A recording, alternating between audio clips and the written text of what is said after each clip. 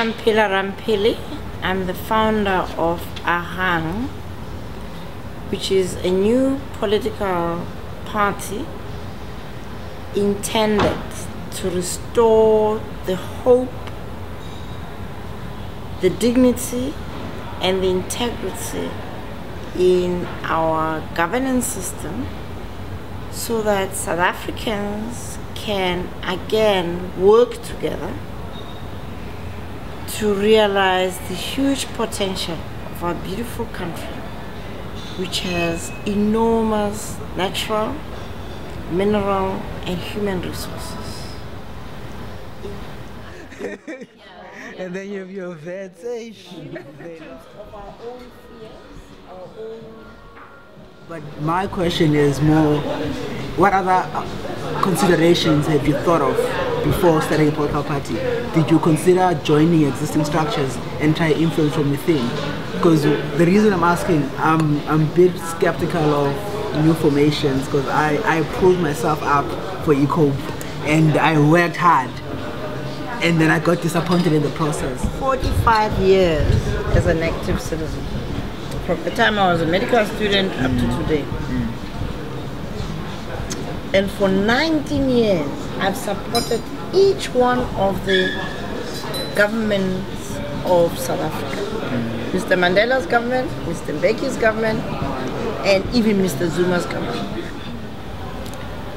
I have the good fortune of having gone through a period in our lives where Black consciousness enables young activist students like me in the 70s to go through psychological liberation, which in the first instance tackles the fact that Black South Africans had accepted being called non-whites, non-Europeans.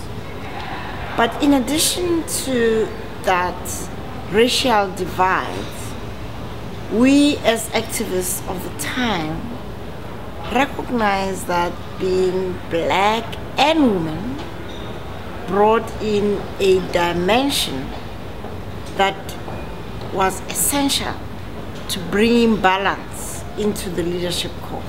That the feminine could not be marginalized and should not be marginalized. And so I am very excited by being able to be the bridge in the 21st century of the young leaders, professionals, business people, both men and women, to be able to share the responsibility of leadership. You as South African citizens, you have an opportunity to contribute to this momentum for change. Thank you. We believe that it is time to have an alternative to the unaccountable governance system we have had so far. We know that there are South Africans in the diaspora, in the US, in the UK, in Australia, and many disillusioned South Africans in South Africa. Ours is a young population, and I want to urge every young South African to register to vote and to exercise their vote in a very prudent manner, knowing that they are voting for a future they want to believe in. Inequality is bad for both rich and poor. The kind of crimes that we have been describing around this table are crimes of a society that is not coherent. So, Agang's economic policies are going to be driven by social justice. And social justice is good for economic growth, but sustainable economic growth. And that's really what it is about. It is not about you doing less or doing worse. It is about the collective adding to a bigger cake that can be shared more widely. And I am a firm believer that the more we enable those who succeed, the bigger the cake of South Africa becomes, and the more we can have a bigger tax base that will enable those who are vulnerable to be taken care of. But at the heart and center of it, if you don't have a professionalized, meritocratic public service, all of the money that you'll be generating will be eaten by the rats, as they have been for the last 19 years. A good leader is one who puts one's country, one's values, and one's principles ahead of the self. And that is what has become very clearly understood in the global community. That bringing the feminine alongside the masculine in leadership, the feminine, which is the women's side of men and women, is about empathy, is about collaboration, is about the ability to multitask. It is an ability to go beyond the self. And I believe that our gender equality-based constitution gives us an opportunity to bring men and women into a strong, collaborative, and complementary leadership system. That is what Agang is going to be promoting. Our view is that after 19 years of learning to drive, if you can't drive, you will never drive after 19 years. Okay? So we've got to pay attention to other potential drivers who will have the capacity to learn. We are not a breakaway from anybody. We are responding to the clamor for change by young people who have never been affiliated to anything, by women and old men in rural areas who feel, as they tell us, like forgotten people, disrespected. I get calls from old ladies, I don't know where they get my cell phone from. We are here in Namahale and we've got 40 women who want to be the foot soldiers here. When are you coming to train us? Wow.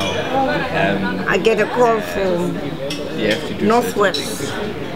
We've been waiting. What's happening? Cape Town. Wherever. It's very exciting because what is clear in the response is that people are believe something new is on the scene. Where we failed as a country is that post 1994 we did zero citizen education.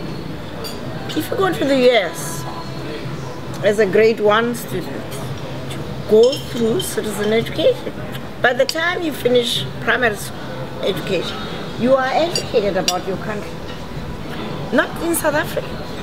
So we have deliberately created ignorance in South Africa. And the Independent Electoral Commission, which is mandated by the Constitution to do citizen education, didn't do it. It wasn't in their interest to do it. We are being advised by the people who advise Obama, and we are using some of the software they use, which is interactive, so we can be able to reach every South African with a cell phone. It's going to be a big challenge, but we think it is doable. So we don't say, yes, we can, we say, yes, we will. I have accepted the responsibility to found Agang to create a platform of hope. We believe that we can turn the country around, and 2014 elections are an opportunity for all South Africans to come together to vote for a government they can trust, a government that puts citizens ahead of their own interests, and a government that is focused on the future of our beloved country. What are you hoping to achieve the next election? There are too many people who have invested their youth, their lives in making sure that we have the freedom that we are enjoying today. We need to stop the betrayal of that sacrifice and to build a country that our children, our grandchildren can be proud of. We can and will be able to do that because greatness is the destiny of our country if only we unite in our diversity to build a great, sustainable, democratic South Africa. In circumstances such as America, where people know there is no such conversation about fear, that if I stand up and vote for X, I'll be killed or my business, it doesn't exist. So we have a different challenge, which stems from the incomplete process of psychological liberation of South Africa, so that they accept the fact that they are indeed the owners of South Africa. If we had something that we could all refer back to and say, this is what I am, a South African, not just an African, and this is what it means to be South African. The identities of South African is not there. We mustn't assume it's there. And this was scientifically tested. Less than 10%. White, black, Afrikaner, English. But the key thing was not about just the Zulu and the white. It was that white South Africans identified as Afrikaner, as English, as German, as this. So we have a problem. So it is not as if you could take the yes we can before you know who's the we. Now, the question will be, what is it exactly that Agang will do different from those other political parties that have entered the political landscape of South Africa and become to be a challenge to the ANC? What is it that Agang will create? People are tired of the freedom narrative. They want a future-orientated narrative. In my view, we've got to go to the basics. It doesn't matter how great the vision is. South Africa is at a crossroads. We can make South Africa realize its huge potential for greatness. We have the natural resources, the mineral resources, the people resources. You are it represented here around this table. The great capacity of South Africa's people to rise above the fray. Many of you came from very humble beginnings, and you are where you are because you worked hard.